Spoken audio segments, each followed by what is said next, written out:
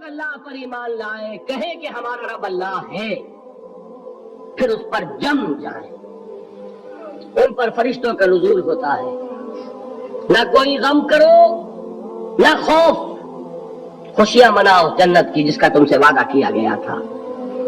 اللہ کی ربوبیت پر اطمینان جب انسان کو ہو جاتا، میرا رب اللہ ہے، ربی اللہ، انسان کے لیے نہ کوئی کھٹکا، نہ کوئی خطرہ، نہ کوئی خوف، نہ کوئی حزن۔ جو کچھ ہو رہا ہے کس کے اذن سے ہو رہا ہے؟ اللہ کے اذن سے۔ اللہ کے اذن کے بغیر پتہ تک نہیں ہلتا۔ یہ کوئی اندھا بہرا مادہ نہیں ہے جس سے مجھے کوئی خوف ہو۔ اندھا بھینسا چلا رہا ہو اس سے تو ڈرنے کا ہر انسان کو ڈرنا چاہیے، نہ معلوم کس کو ٹکر مار دے، لیکن نہیں، اس کائنات کو چلانے والا ایک سمیع و بصیر خدا ہے۔ وہ جو میرا دوست ہے، میرا ولی ہے، اللہ ولی الذین آمنوا یخرجہم من الظلمات الی النور، اللہ اہل ایمان کا ولی ہے، ساتھی ہے، پشت پناہ ہے، مددگار ہے، حمایتی ہے۔ بتائیے جسے یقین ہو جائے کہ اللہ میرا مددگار، اللہ میرا محافظ، اللہ میرا پشت پناہ، اللہ میرا حمایتی، اس کے لیے کوئی خوف ہوگا؟ اس سے کوئی ڈر ہوگا؟ میں مثال دیا کرتا ہوں ایک بہت سادہ، پنجاب کے دیہات کی۔ وہ بڑا چودھری ہے اور کوئی غریب کسان ہے، اس غریب کسان کے جانوروں کو ہر وقت اندیشہ ہوگا چوری کا، کوئی میری بھینس کھول کر نہ لے جائے، کوئی میرا بیل کھول کر نہ لے جائے۔ لیکن جس کے بارے میں یہ سب کو معلوم ہو کہ وہ جو بڑا چودھری ہے وہ اس کا دوست ہے، اس کی بچیا کو کوئی خوف ہوگا؟ اس کی بھینس پر کوئی ہاتھ ڈالے گا؟ اسے کوئی اندیشہ ہوگا؟ نہیں۔ کیوں؟ کہ وہ بڑا چودھری، بڑا اس کا یہاں کا سردار، جاگیردار، سب کو معلوم ہے وہ میرا دوست ہے، کوئی میرے خلاف اقدام نہیں کر سکتا۔ اس دنیا میں یہ چھوٹی سی بات اگر آپ کے دلی اطمینان اور سکون کا باعث بن سکتی ہے تو ذرا تصور کیجئے۔ میں لفظ تصور استعمال کروں گا صرف اس لیے کہ اس کا ہم جس کو کہتے ہیں ادراک اور شعور کر نہیں سکتے، اگر کے ساتھ کر سکتے۔ اگر یقین ہو کہ اللہ میرا مددگار اور یقین ہو کہ اللہ ہر آن میرے ساتھ ہے، پھر کوئی خوف؟ کس کا خوف؟ کوئی شے اللہ سے بالا تر ہے؟ کوئی قوت اس سے زیادہ طاقتور ہے؟ کوئی اس کے ارادے کو بدلنے والا ہے؟ کوئی اس کی مشیت کے آڑے آنے والا ہے؟ یہی بات ہے جو حضور نے فرمائی، یہ ایمان کا حاصل ہے لب لباب، کہ دیکھو اچھی طرح اس بات کو ذہن نشین کر لو، اگر تمام انسان مل کر تمہیں کوئی نقصان پہنچانا چاہے نہیں پہنچا سکتے، مگر جو کچھ اللہ نے لکھ دیا ہو، اور تمام انسان مل کر تمہیں کوئی نفع پہنچانا چاہے نہیں پہنچا سکتے، مگر وہ شے جو اللہ نے طے کر دی۔ آپ پھر میں کہوں گا ذرا طاری کیجئے، اسے فرض کیجئے، اسے سوچئے، اگر اس حدیث پر ہمارا دل ٹھکا ہوا ہو تو کسی سے ڈر ہوگا؟ یہ مجھے نقصان نہ پہنچا دے، یہ میری رپورٹ خراب نہ کر دے، یہ میری انکریمنٹ نہ رکوا دے، یہ میرا یہ نہ بگاڑ دے، یہ میرے یہ نقصان نہ پہنچا دے۔ اس کا ڈر، اس کا ڈر، اس کا خوف، اس کی خوشامد، اس کے لیے جا کر طرح طرح سے اپنی عزت نفس کو ذلیل کروانا اس کے سامنے، یہ سب کچھ کیوں کرتا ہے انسان؟ جب سمجھتا ہے کہ اس کے ہاتھ میں میرا کوئی نفع ہے، اس کے ہاتھ میں میرے لیے کوئی ضرر ہے، یہ مجھے کوئی گزن پہنچا سکتا ہے، یہ مجھے کوئی نقصان پہنچا سکتا ہے، یہ میرے کوئی کام بنا سکتا ہے، یہ میری کوئی ضرورت پوری کر سکتا ہے، اسی کا نام شرک ہے۔ جہاں آپ نے یہ سمجھا کہ غیر اللہ کے اندر کوئی طاقت موجود ہے، وہی شرک ہے۔ بتوں سے تجھ کو امید ہے، خدا سے نومیدی، مجھے بتا تو صحیح اور کافری کیا ہے؟ شرک تو یہ جس پر بھی تمہیں یہ خیال ہے، کلمہ ہے یہ کلمہ سوم، لا حول ولا قوت الا باللہ، ذرا اس پر دل کو کبھی اگر آپ تصور کریں، پھر فرض کریں، دل ٹھک جائے اس پر، کوئی طاقت نہیں۔ یہی بات تھی جو شیخ عبد القادر جیلانی رحمۃ اللہ علیہ نے اپنی وصیت میں اپنے بچے سے کہی. 11ویں دینے والے ہیں، لیکن حضرت شیخ عبد القادر جیلانی کی وصیت اور تعلیمات کو کتنے لوگ جانتے ہو؟ یہ جن مقامات تک پہنچے ہیں وہ کس چیز کی بدولت پہنچے؟ انہوں نے جو پیغام دیا وہ کیا تھا؟ اے میرے بچے، جس طریقے سے قرآن مجید میں حضرت لقمان کی نصیحتیں جو ہے نقل کر دی گئی ہیں، میں یہ عرض کروں گا بالفرض اگر قرآن حضرت عبد القادر جیلانی کے بعد نازل ہوا ہوتا تو شیخ عبد القادر کی یہ نصیحتیں بھی قرآن میں درج ہوتی. اتنی اونچی نصیحتیں ہیں. اے میرے بچے، اس حقیقت کو ذہن نشین کر لے، لا فاعل فی الحقیقت ولا مؤثر الا اللہ. اس کائنات میں نہ کوئی فاعل حقیقی ہے نہ مؤثر حقیقی ہے سوائے اللہ کے. کسی شے میں کوئی تاثیر نہیں اگر اللہ نہ چاہے. آگ جلا نہیں سکتی اگر اللہ نہ چاہے. پانی ڈبو نہیں سکتا اگر اللہ نہ چاہے. زہر ہلاک نہیں کر سکتا اگر اللہ نہ چاہے. کوئی چیز فائدہ نہیں پہنچا سکتی اگر اللہ نہ چاہے. تو در در پہ کیوں سر جھکاتے ہو؟ در در پر کیوں جبیں سائی کرتے ہو؟ سب کے سامنے کیوں ہاتھ پھیلاتے ہو؟ ایک اللہ سے مانگو. ایک اللہ کے سامنے زمین پر اپنی جبین رکھو. لا فاعل فی الحقیقت ولا مؤثر الا اللہ. نظر آتا ہے ہمیں کہ پانی پیاس بجھا دیتا ہے. پیاس بجھانے کی صلاحیت پانی میں نہیں ہے، اللہ کے اذن سے. کھانا بھوک مٹا دیتا ہے، بھوک مٹانے کی صلاحیت کھانے میں نہیں ہے، اذن رب میں. دیکھیے یہی یقین تھا. حضرت موسیٰ علیہ السلام کا واقعہ یاد کیجئے. سامنے سمندر آ گیا ہے، قوم دیکھتی ہے پیچھے کہ گرد و غبار کا طوفان ہے. معلوم ہوا کہ فرعون اپنے لشکر سمیت آ گیا ہے. لشکر جب چلتا تھا تیز رفتاری کے ساتھ تو گرد و غبار کا جو طوفان اٹھتا تھا اس کا تصور کیجیے. اور لمحہ بلمحہ وہ قریب آ رہا ہے. پوری قوم نے کیا کہا؟ اے موسیٰ انا لمدرکون، اے موسیٰ ہم کو پکڑے گئے. قرآن مجید میں تو یہاں وہ باتیں نہیں لکھی ہیں، لیکن تورات میں یہ درج ہے کہ بنی اسرائیل جھگڑنے لگے، دست و گریبان ہو گئے موسیٰ کے ساتھ.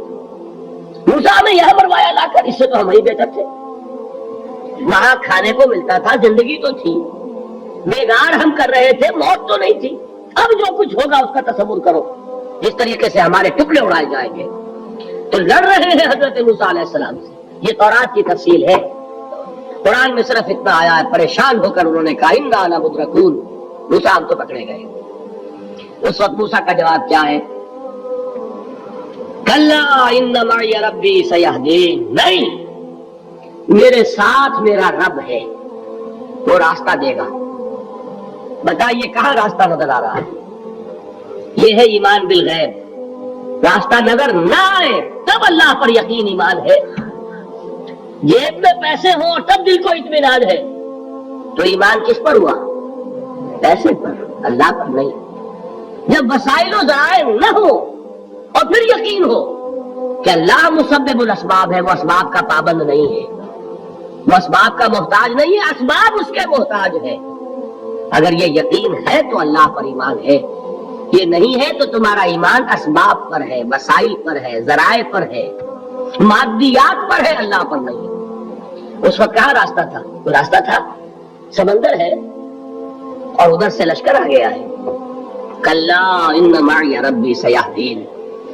اب دیکھیے ایمان کہہ دینا آسان ہے، ہوا معکم اینما کنتم، جہاں کہیں بھی تم ہوتے ہو اللہ تمہارے ساتھ ہوتا ہے.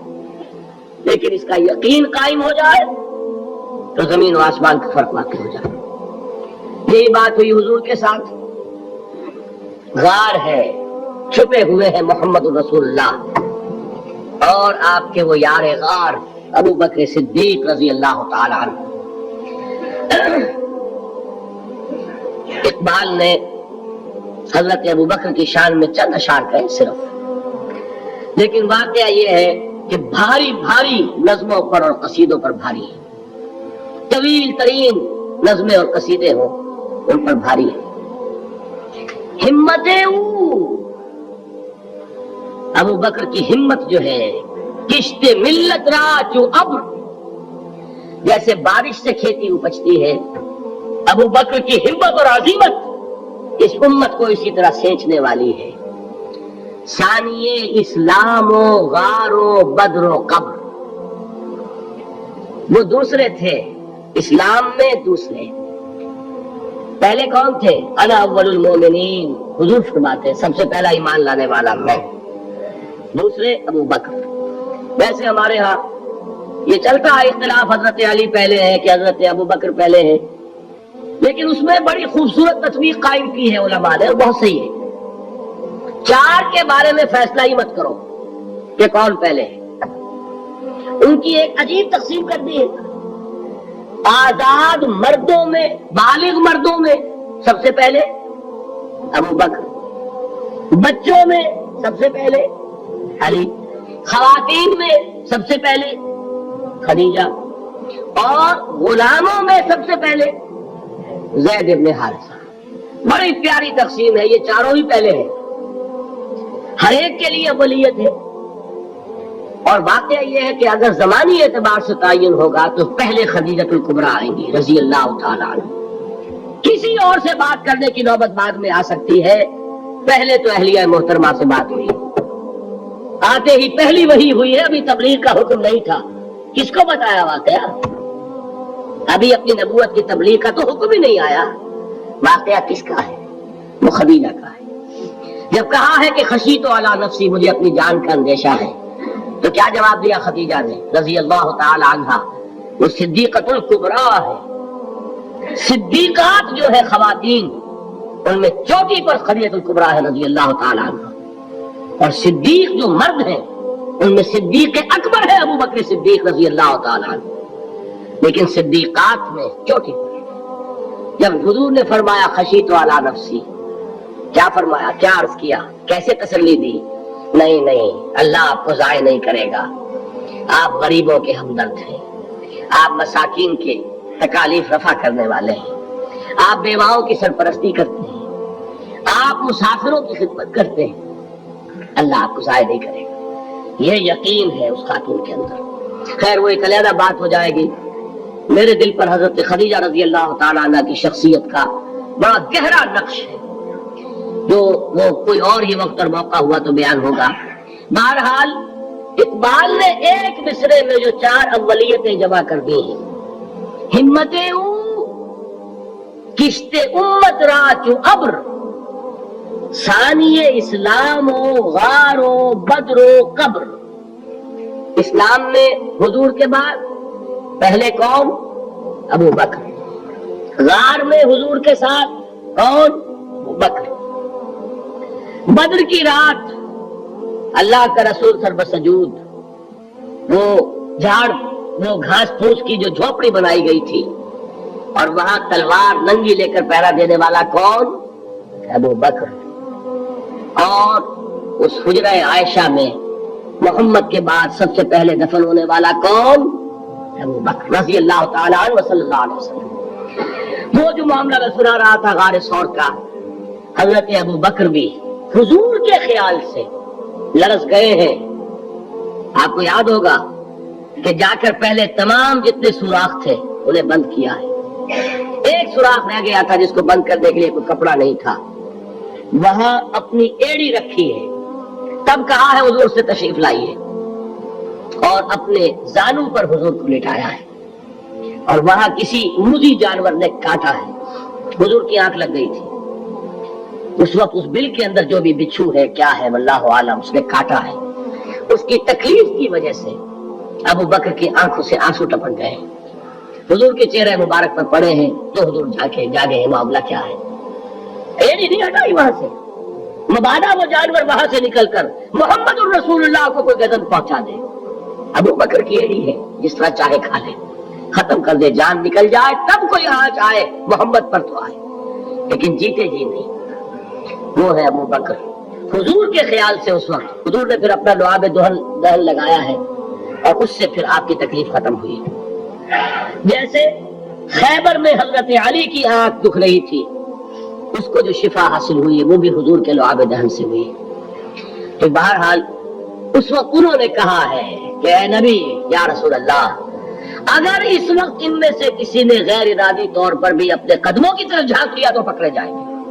کیا جواب تھا اللہ کے رسول کا؟ لا تحزن ان اللہ معنا، اللہ ہمارے ساتھ ہے، کیوں گھبراتے ہو ابو بکر؟ یہ ہے ایمان باللہ، میرا مالک اللہ، میرا رازق اللہ، میرا محافظ اللہ، میرا مددگار اللہ، میرا پشت پناہ اللہ، میرا دوست اللہ۔ یہ دوستی ہے اللہ کی جو لب لباب ہے، حاصل ہے ایمان کا، اسی کا نام ولایت ہے۔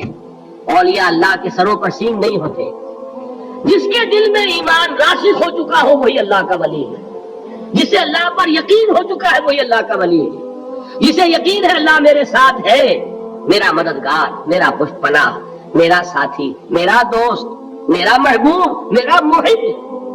اللہ اہل ایمان سے محبت کرتا ہے۔ واللہ یحب الصادقین، ان اللہ یحب الذین یقاتلون فی سبیلہ صفا کانہم بنیان مرصوص۔ اللہ محبت کرنے والا، اہل ایمان محبوب، اور اہل ایمان محبت کرنے والے اللہ محبوب۔ والذین آمنوا اشد حبا للہ۔